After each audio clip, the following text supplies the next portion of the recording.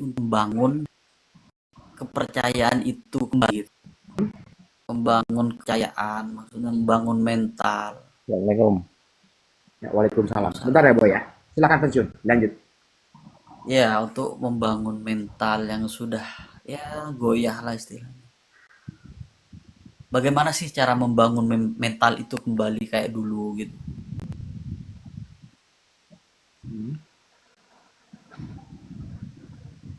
Gimana? Mohon dijawab. Siapa yang mau jawab? Mungkin teman-teman juga yang di bawah ngerasain hal yang sama. Bagaimana cara mengembalikan Cara mengembalikan mental yang sudah runtuh, kepercayaan udah ya udah nggak ada yang tahu udah sendiri nggak kan orang ada penjudol tuh di mata dianggap orang, sama. wah itu negatif, itu gimana itu, ya tahu sendirilah gitulah. Ini, ini kalau dari gua Ya, pribadi. Ya makanya kita sadari dan terima keadaan saat ini. Dan tidak perlu ingin mendapatkan validasi. Kalau kita memang sudah berubah, sudah sembuh, nggak perlu. Karena kalau kita mencari validasi, gua pastikan kita ketika tidak mendapatkan itu akan kembali lagi ke cebur. Gila, gua nggak dihargain katanya gitu. Gua nggak dihargain. Palang deh, hancur-hancur deh gitu. ya benar-benar Jadi setuju bang. nggak perlu apa namanya ingin mendapatkan validasi dah. Karena Assalamualaikum Bang Black. benar, Malam Bang Black. karena Assalamualaikum Bang benar. Black. Wassalam. Waalaikumsalam. Jadi kalau dari Karena gua benar pribadi kata ya, Bang TB tadi, sebenarnya korban utama itu dalam judul itu adalah keluarga kita. jelas sekali. Jelas sekali. Jelas. Anak istri, terutama orang tua ya kalau yang udah menikah ya istri anak orang tua Iya, istri. jelas sekali korbannya itu. Kita ini pelaku. Sedikit, Kita harus bilang sedikit, pelaku. Siapa? Bang pensiun. Gimana Boy? Sedikit masukan buat Bang pensiun. Ya caranya kita gini Bang. Saya kan ya sedikit banyak ya masuklah ke dunia kayak gitu kan. Kita jauh dari circle-nya teman-teman yang kayak gitu loh. Jadi kita mencari teman baru, teman yang apa ya, yang lebih baik gitu loh.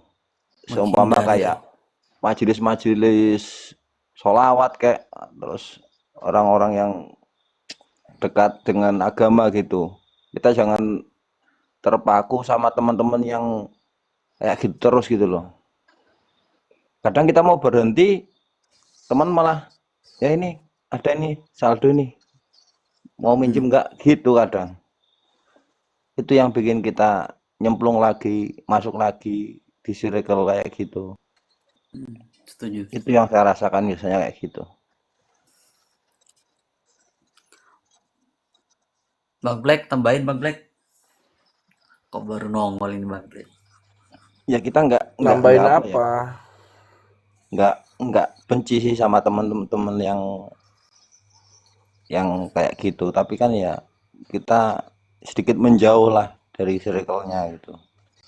Lama kelamaan kita bisa berhenti, insya Allah bisa berhenti. Lebih baik menjauh apa lebih baik melawan? Ya menjauh perlahan lah, jangan melawan. Maksudnya apa ya, kayak ngejauhin sedikit demi sedikit gitu loh. Oke. Sebelum kita mengenal judi online, semua itu menjadi masalah nggak sih? Nggak jadi masalah. Teman-teman kita baik semua. Artinya kan bukan itu yang salah. Justru pola pikir yang salah Bang ya. Jadi gini loh, yang harus diperbaiki diri gitu loh. Yang harus gerakan rumah kita yang harus melindungi rumah kita yang harus menciptakan prinsip rumah kita gitu loh kan. Jadi ketika itu sudah terbentuk, yang lain itu sudah tidak akan menjadi masalah lagi. Sama halnya segampang itu seperti kalau pertandingan bola kaki, kalau kita terus bertahan, kira-kira kebobolan nggak? Iya. Kebobolan. Jadi daripada nunggu bertahan dan mati konyol, lebih baik kita melawan. Siapa yang kita lawan? Diri kita sendiri. Berhenti dari judi itu gampang, tapi bisa nggak kita mengembalikan diri kita kembali gitu loh. Semua ini kan terjadi karena kita itu tidak mau menjalankan fungsi kita di dalam kehidupan ini dengan sebenar-benarnya. Fungsi seperti apa? Fungsi kita sebagai manusia kepada Tuhan, fungsi kita sebagai suami kepada istri, fungsi kita sebagai seorang anak kepada orang tua, fungsi kita sebagai seorang ayah kepada anak, gitu kan gitu. Ya kan? Kita merasa harus punya privasi sendiri, kebahagiaan sendiri. Ya. Kadang gini maksudnya Bang, kita udah mau berhenti itu loh, udah mau berhenti kan. Kita ngumpul semuanya hari Minggu lah, malam Minggu gitu kan. Kadang ada temen yang lu nggak depo, enggak, ya enggak sih, karena lama-lama kita depo lagi Bang. Nah, itulah fungsi ketegasan dengan diri sendiri itu loh kan. Karena ginilah, ketika kita hancur ya, ketika kita ditinggalkan semuanya, itu tidak ada yang benar-benar peduli dalam kehidupan kita. Ya. Kalau gua ngeliat orang berjudi itu di dalam pikiran gua, sorry to say ya, gua lebih pintar daripada mereka yang masih bodoh. Dikasih uang beli rokok, beli nasi bungkus, itu kan pilihan. Tetapi kalau sudah unsurnya sangat memaksakan untuk kita terus harus bermain, pulang, ngapain? Itu prinsip. Prinsip itu kan lahir dari sebuah pikiran. Dan prinsip itu butuh ketegasan. Iya sih.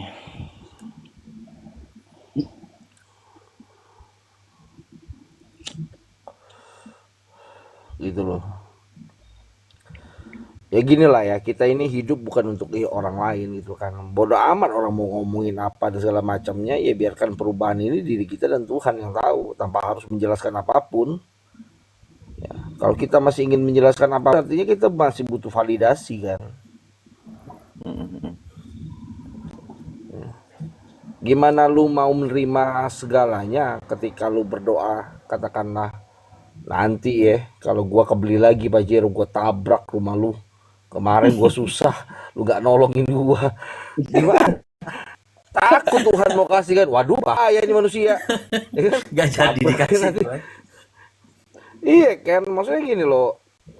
Ingat, kita ini kesombongan, kekuatan dan segala macamnya kan. Maka ya jika ingin merubah, rubahlah semuanya gitu loh.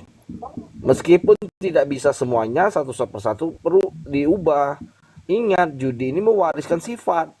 Apa sifat penjudi itu? Pemalas, dengki, angkuh, sombong.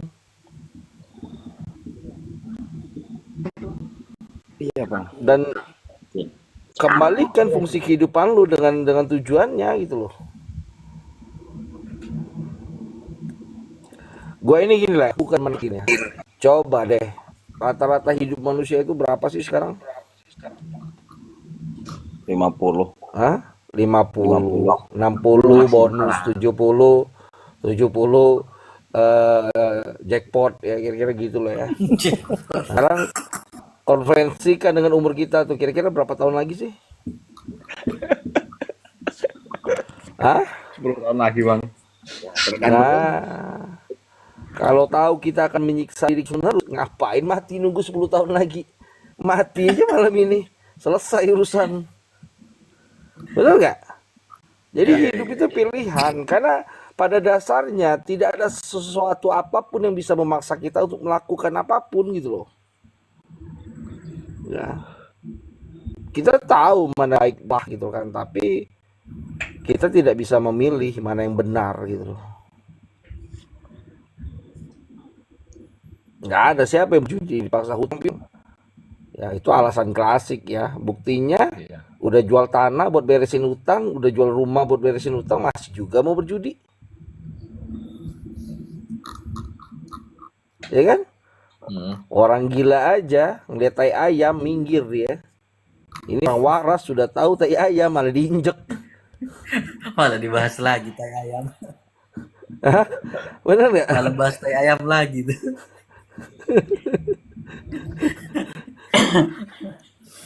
Orang gila tuh jalan ngeliat ayam repot urusannya kan. Iya kalau ada air katanya. Masa iya sepanjang jalan dia nyeret telapak kaki?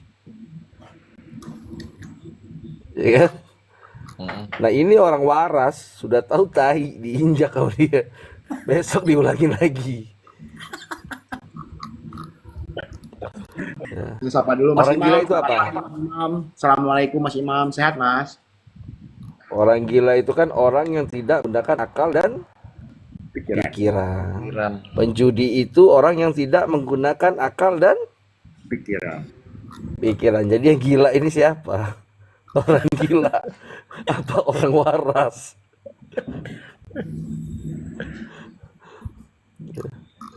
Jadi kalau ingin deposit, lihatlah orang gila. Malu.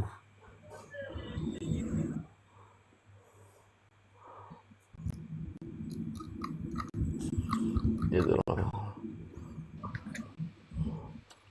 Jadi ginilah, hidup ini bukan untuk pembuktian keapapun manusia ya. Kalau pembuktiannya untuk ke Tuhan ya itu luar biasa. Orang ngomongin kita sakit kepala. Orang tidur nyenyak kan tolol. Ya. Kecuali nih orang ngomongin kita, ya kan, langsung ngasih uang 1 miliar, ya itu beda cerita. Gue juga mau.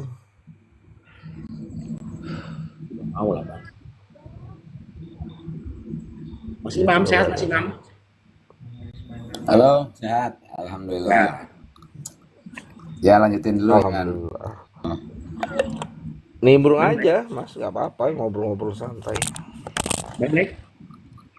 Woi, Silakan Bang, itu ada siapa? Ceng-ceng Bang. Saya izin ke kamar mandi dulu Bang. kamar mandi mulu.